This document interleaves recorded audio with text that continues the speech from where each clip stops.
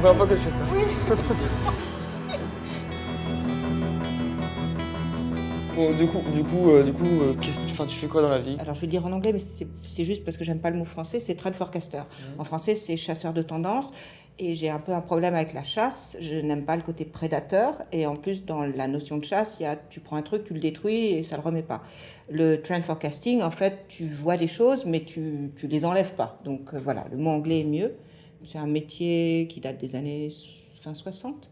En fait, l'idée, c'est de faire travailler ton intuition pour voir des signaux faibles, qui sont des petites choses un peu partout, et puis comprendre en quoi ces signaux faibles sont importants, est-ce qu'ils sont annonciateurs d'une tendance.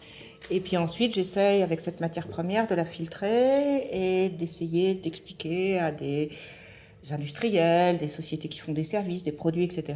Comment est-ce qu'ils pourraient soit remettre en perspective ce qu'ils font déjà, soit imaginer des nouveaux services ou des nouveaux produits qui soient plus en adéquation avec ce dont les gens auront envie ou auront besoin un peu plus tard. Bien. Donc, C'est intéressant. voilà ce que je fais. C'est marrant parce que du coup, moi j'adore la chasse, mais je déteste les tendances. Eh ben voilà, c'est bien. Ça commence bien. Ça me semble très bien.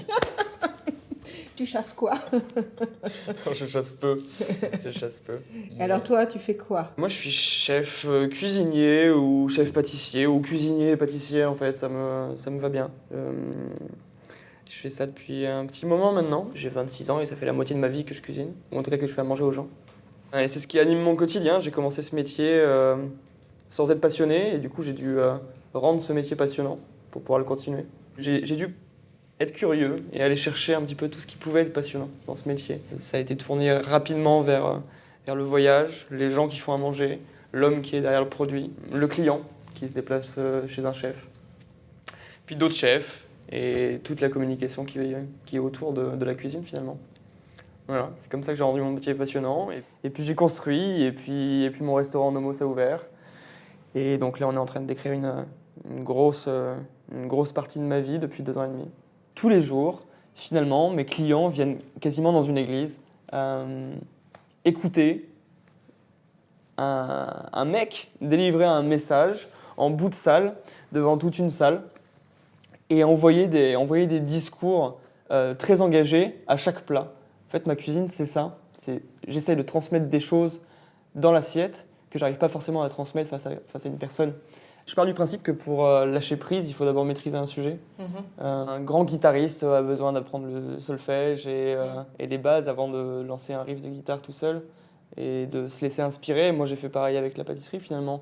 Donc chez les Compagnons du Devoir, j'ai d'abord appris à dresser un Saint-Honoré, à glacer une religieuse, à dresser un éclair, avant de pouvoir utiliser finalement toute cette technicité, pour ensuite pouvoir divaguer et aller sur le chemin qui me ressemble le plus. Mais j'ai d'abord eu besoin de maîtriser. Je pense que un des plus gros principes pour être libre aujourd'hui, c'est d'abord de comprendre le monde dans lequel on vit, d'arriver à se situer et de prendre assez de recul pour dire ok, qu'est-ce qui me plaît, qu'est-ce qui me plaît pas. On a toujours dit que mon métier n'allait pas changer le monde. Je suis un peu contre cette idée et je pense que mon métier peut changer le monde en rééduquant le consommateur, en lui apprenant à ressourcer. Et c'est peut-être, si je dois utiliser des termes, cette tendance-là en fait à mettre en avant, qui est sur la rééducation au cas par cas de nos clients pour apprendre à consommer. Dans les tendances, c'est comme ça, en fait. D'abord, il y a des signaux avant-coureurs. D'abord, il y a une petite partie de la population qui est intéressée. Et puis après, ça devient mainstream. Ça devient plus massif. Donc, oui, c'est comme ça que ça fonctionne. Mais en même temps, moi, je dirais, laissons le bénéfice du doute et essayons de se dire que peut-être dans ceux-là qui sont changés un peu par des phénomènes de mode, il y en a peut-être une partie qui seront eux-mêmes vraiment intrinsèquement changés et qui deviendront des apôtres de ce changement et qui iront répandre cette parole et répandre ce changement. Je trouve que certaines questions qui sont importantes et qui doivent avoir un sens aujourd'hui dans nos vies sont lancées comme ça à la tête des gens de manière très vulgaire via Instagram, via Facebook, via les réseaux sociaux, via Internet tout simplement. En fait. On a tendance à avoir une communication sur l'environnement qui est basée sur c'est la faute des industriels, c'est la faute de l'agroalimentaire, en oubliant que c'est le client qui a le dernier mot finalement. Et je pense que pour responsabiliser un peu ça, en fait, il faut oser dire ok, en fait, c'est nous qui avons fait de la merde Et c'est nous qui sommes en train de faire de la merde. Je ne dis pas que c'est que de la faute des industriels, je suis d'accord avec toi, on peut pas, c'est trop facile juste de trouver le coupable et puis d'essayer de taper dessus. Mais le problème, c'est pas que de la faute des consommateurs non plus. Parce que moi, j'ai vécu pendant 10 ans à la campagne, en Mayenne, dans un coin paumé, à 10 km d'une petite ville.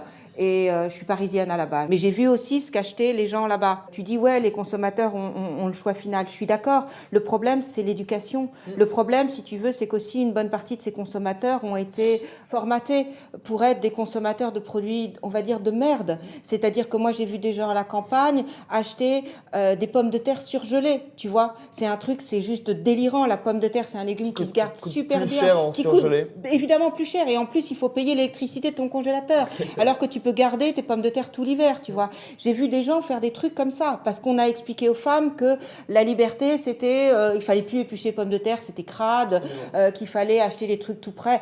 Donc j'ai vu ces gens-là, en fait, être les pièges d'un soi-disant sentiment de modernité auquel il fallait qu'ils se raccrochent, un système dont il fallait qu'ils fassent partie. Sans ça, ils étaient éjectés. Donc pour moi, ouais, cuisiner, c'est effectivement un acte hyper politique. Toi, tu convaincs les gens, tu essayes de leur expliquer l'engagement que tu as, l'engagement politique avec tes producteurs, avec le côté local, avec la saison, avec le respect du produit. Moi, j'essaye de convaincre les gens qui me payent ou les gens qui viennent à mes conférences pour leur dire que ils ont aussi des choses dans leurs mains et qu'ils ont aussi la capacité. Donc tous les deux, on prêche des choses. Ouais, j'essaye de changer les choses à mon niveau.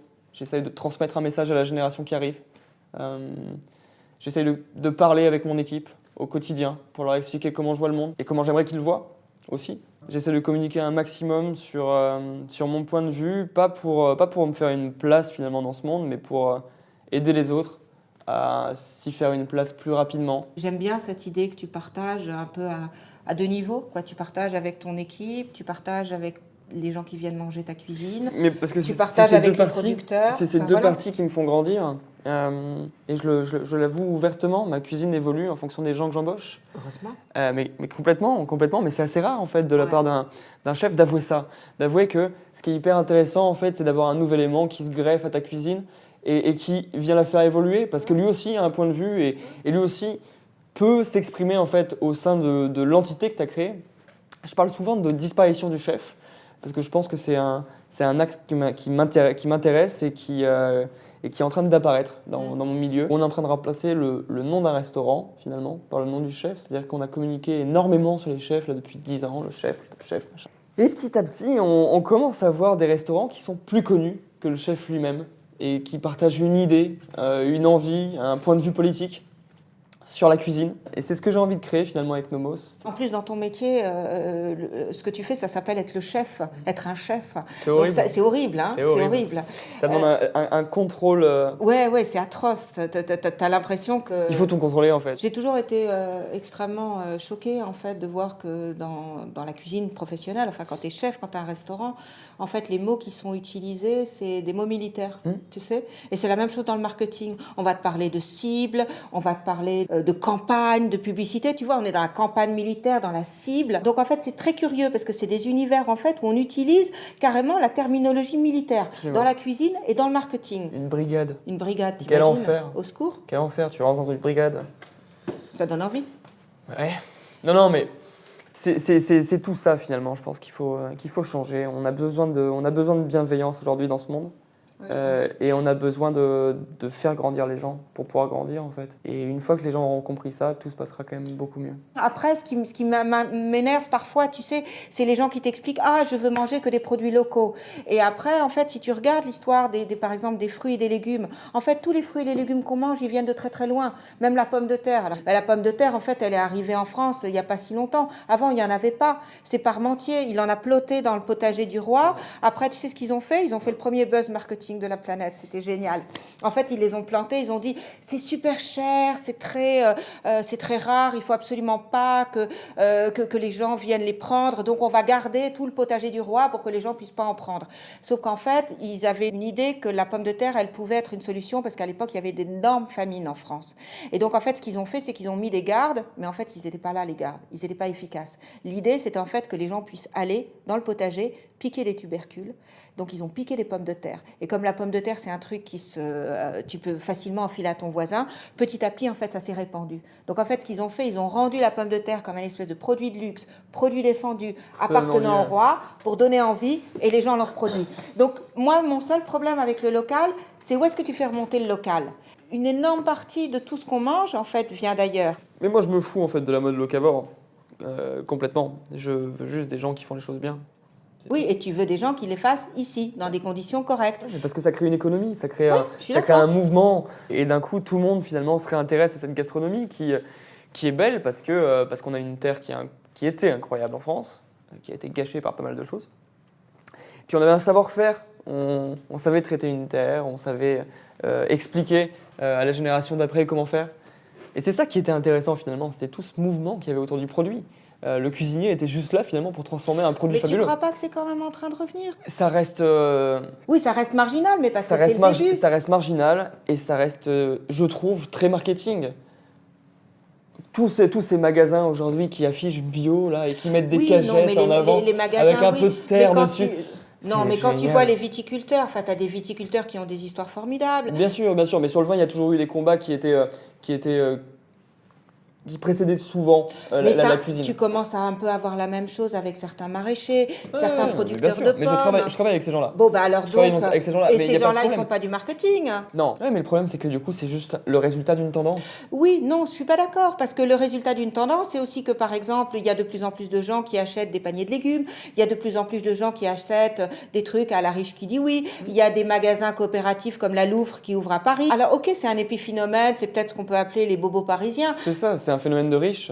Oui, mais ça commence toujours comme ça. C'est toujours une élite qui lance les choses. La Révolution française, elle a eu lieu parce qu'il y avait les nobles français qui s'y sont mis. Sans ça, il n'y aurait jamais eu de Révolution française. C'est toujours comme ça. C'est aussi des petits combats, c'est des petites choses, mais c'est un faisceau de petites choses qui peut changer les choses. Moi, je me dis, si les gens se remettent à acheter des paniers de légumes, et d'une, ça veut dire que d'abord, ils achètent des légumes à les producteurs qu'ils aident à faire vivre. Et de deux, ça veut dire qu'ils se remettent à faire la cuisine au lieu d'acheter des barquettes surgelées ou voilà. Donc je me dis, ok, c'est un épiphénomène, mais toutes les choses commencent toujours par des petites choses.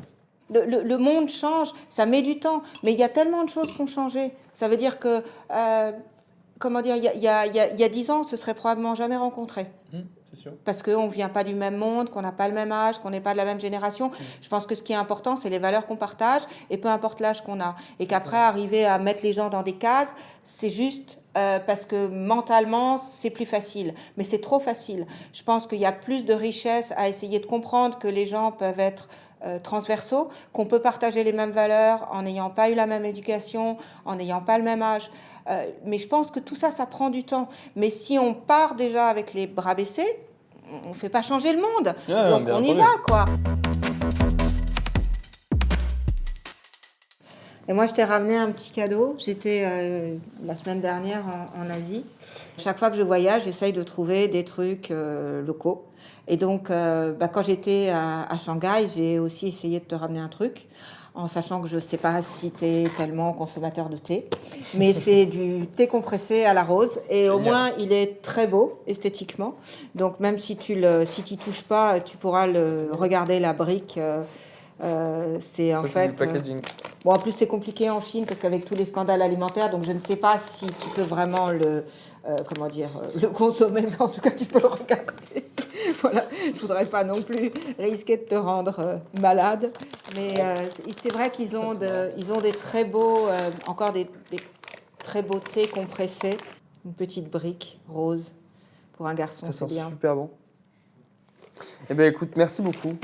Alors pour le coup, c'est un cadeau qui est hyper symbolique, parce que c'est un livre qui est hyper important pour moi. Tu vois, je l'ai présenté hier à un jury. Je crois que j'ai jamais eu autant les larmes aux yeux pendant un aussi long moment. En fait, j'aurais jamais dû faire ce bouquin, vraiment. Donc c'est très bien de l'avoir fait. Ouais. J'ai appelé plusieurs fois mes proches, la maison d'édition, des amis, des professionnels, en leur disant arrête et tout, je veux pas qu'ils soient imprimés. Ce bouquin-là, en fait, c'est moi qui cours tout nu dans le métro, tu vois. C'est ce truc hyper violent, hyper intrusif dans ma vie, qui, j'espère, sera important aux générations qui arrivent. Parce que j'aurais aimé lire un livre comme ça, en fait, il y a 10 ans. Et peut-être que j'aurais pas ouvert mon resto, tu vois. Ou peut-être que je l'aurais fait autrement. Peut-être que j'aurais continué à jouer avec l'argent des palaces. ça aurait été peut-être plus simple. Mais dans ce bouquin, j'explique mes échecs qui ont constitué une victoire par la suite. C'est hyper dangereux parce qu'avec ce bouquin, en fait, je donne les armes à tout le monde pour pouvoir me péter la gueule plus tard. Mais il reste important.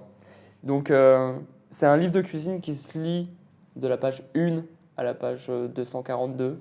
C'est pas un bouquin que tu vas feuilleter, c'est vraiment une histoire. Cool. Et elle est écrite en fonction de mon passé, de ce que j'ai vécu chez Nomos aussi, et de ma vision du futur. Donc j'espère que ça te plaira. J'en suis sûre. Je suis une grande amatrice de livres. J'aime le papier. Donc je feuillette, mais je le lirai sérieusement à partir de la page 1. Exactement. Je ferai attention à écouter et à lire ton histoire dans l'ordre chronologique comme tu veux m'y emmener. Super. Merci beaucoup.